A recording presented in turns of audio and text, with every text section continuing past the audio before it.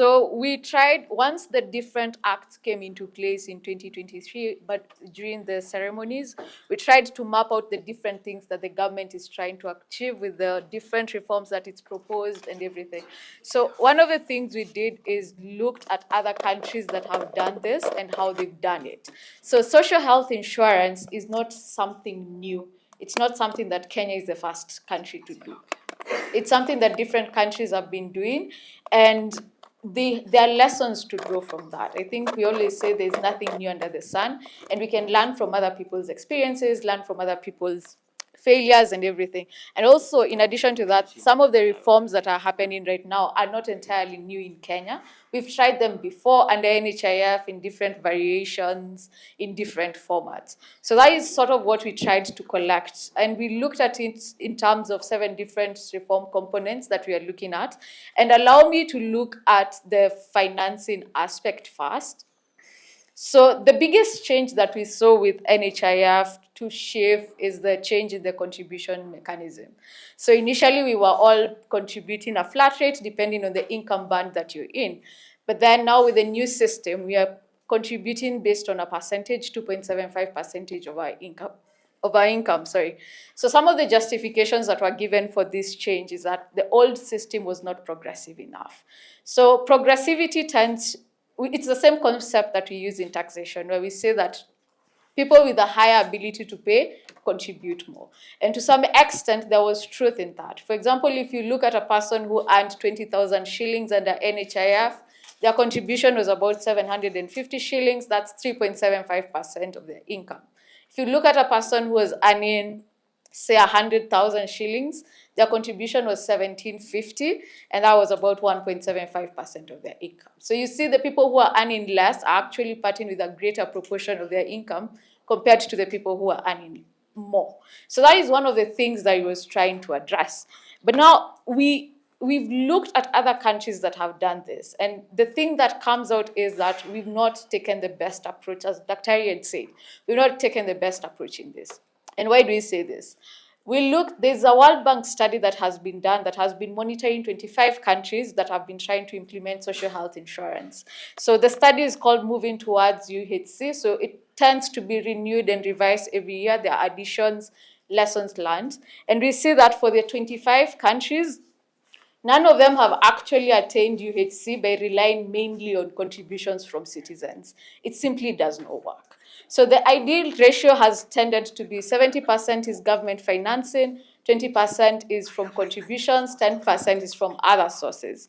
And if we look at the Kenyan system, we see that the greatest burden of the new shift system came onto the formal sector. We've said that they are not enough within the country. We have about only 3 million formal sector employees. If you look at the average wages, 88% of them earn less than 100,000. The average formal sector wage right now is 72,000 shillings. So based on that, I am a maths nerd. I am an econometrician. I love numbers. So we tried to assess the different revenue amounts that we can get under the different scenarios. So we tried to simulate different scenarios. So the one that I will reference to is one where we did the assessment. So first of all, we looked at the change in revenue from the formal sector. We used the minimum wage of 72,000 to calculate the expected revenue. So first of all, we see that it will generate an additional 23 billion approximately. This is just estimations. And then if we look at the formal and informal sector, it has already been mentioned before that affiliating the informal sector is one of the most difficult things to do. Different countries have tried it and it's not worked. Philippines has tried, I think, the most approaches to affiliating the informal sector, none of which have worked. The country that has had good significant success is Rwanda, which has had about 87% of its informal sector enrolled and affiliated. But just because you're enrolled does not mean you'll pay. So what we are seeing with the Rwanda system is that, yes, we've covered 87%, but the attrition rates are very high. It's almost running into deficits. So if we look at the revenue under NHIF, formal sector was only contributing about 6 billion. So the informal sector rather, sorry. And this is because only 25% were enrolled. Of the 25%, only 12% were actually keeping up with their payments. NHIF released their regulatory impact statement for 2023. If you go through it, you see that the payouts from the informal sector, the benefits payouts, were more than 100%. That means that it paid more than it actually generated from the informal sector. And the thing that the government, and I quite don't understand yet, is the approach we've decided to take with the informal sector, where we are using the mistesting approach. I think this is one of those elephants in the room that needs to be talked about, because we can't just ignore it. Means testing in Kenya, if you've worked within the social protection programs in Kenya, you know we've done means testing for a very long time. There are very many assessments that have been done on the means testing programs in Kenya, and they've just shown that it simply does not work. We are not good at it at all. So if we look at, for example, we take the Hunger Safety Net program, that one had inclusion errors of 68%. What do I mean by this? It means that 68% of the beneficiaries who are targeted for the subsidies and for all the government benefits did not actually deserve it. Let's go to the health insurance. We've done it before with our health insurance system. We had the health insurance subsidy program. If we look at that one, we had an inclusion error of 65%. And best believe, all of them were in the top 2 quintiles of wealth, meaning we are subsidizing people who are the ones who are most likely to actually afford to pay these premiums. So what exactly are we trying to do? What are we trying to achieve with this system of ours?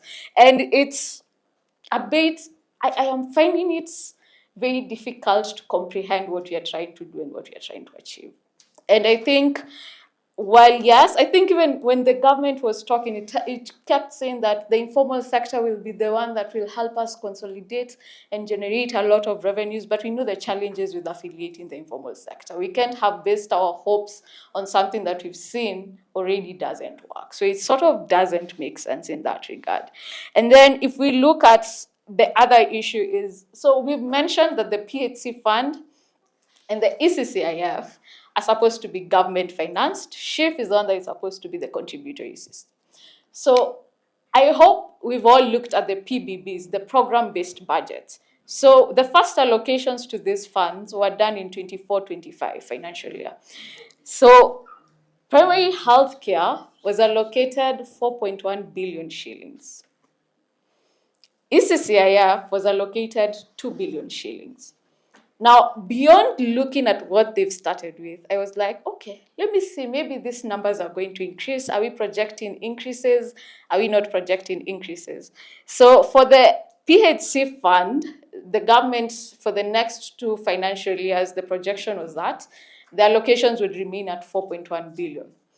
And that is it seems counter to what they're saying, that they want to shift towards a primary healthcare system. We should be seeing investments towards PHC increasing, but they're not. Even when you look at the programs in the health sector, we're going to ignore the mess that is there with the programs that we currently have. We have programs like Curative being mixed with RAMCA. That's very confusing. RAMCA is a primary care service. So, but even when you look at the primary care services programs within the government at the national level, the ones that are performing the worst. They had the lowest budget absorption in 24-25. In 23-24, sorry. And so it's sort of there's no alignment and cohesiveness in what the government is trying to do. If we look at the Emergency Critical and Chronic Illnesses Fund, so the allocation was 2 billion shillings. Would you believe me when I said that the projections for the next 2 financial years were a quarter of that, 500 million shillings? So we are saying that we want people to access services through government financing, but we are not allocating funds for that. So how is that actually going to happen? And I think that's when we have statements. I think recently we all had, they say that we did not allocate enough to SHA, and it's a bit crazy. But also, in terms of the financing, I think there's something else I always like to talk about. We always say we don't have enough money for health. And I agree. Actually, our allocations to the health sector, in real terms, when adjusted for inflation, have been declining. We've not met any benchmarks for UHC, nothing. and we are not seeming to make any progress. For example, if you look at health as a share of GDP, it's declined to 1.4%. We're supposed to be at 5%. If we say we want to achieve UHC, there are simulations that have been done on the levels of investments you need to make to achieve it. Currently, it's estimated you need to be spending per person $86. We are spending $32 per person on health. If we look at health expenditures as a share of government expenditures, decades ago, we all committed to a budget declaration. 15% is going to health. Hatujaifika hapo. We do not even seem to be moving towards that direction. And we can already see the impacts of this. If you look, the National Health Accounts provides the numbers and the statistics for all sources of financing within a healthcare system. If you look at Kenya's, the trend in out-of-pocket expenditures is actually going up. 25%, currently 25% of the total health expenditures in Kenya is out of pocket. What does that mean? It's the big issue that we all talk about in health system, catastrophic health expenditures. Meaning that everybody is sort of one medical bill away from poverty. So it will either cause you to move into poverty or to move further into poverty, which is what we call impoverishment. So it's been a bit of, there's a lot of confusion. I hope I'm making it clear that I am very confused at what the government is trying to do. The lack of cohesiveness is very insane. And the other thing I wanted to talk about, there's an issue we constantly say of transparency and accountability in healthcare systems. Occupy MOH was one of my proudest moments as a Gen Z. Yes, we occupied the streets, but for me, MOH is personal. It is personal. In 2023, in 2024, when we were starting to work on this paper, month 2 of working of the paper, I got seriously ill. I got admitted outside Nairobi Hospital, outside Nairobi County. So I was admitted there for 1 day, and I had to be moved by ambulance from there to Nairobi because there is no pulmonologist.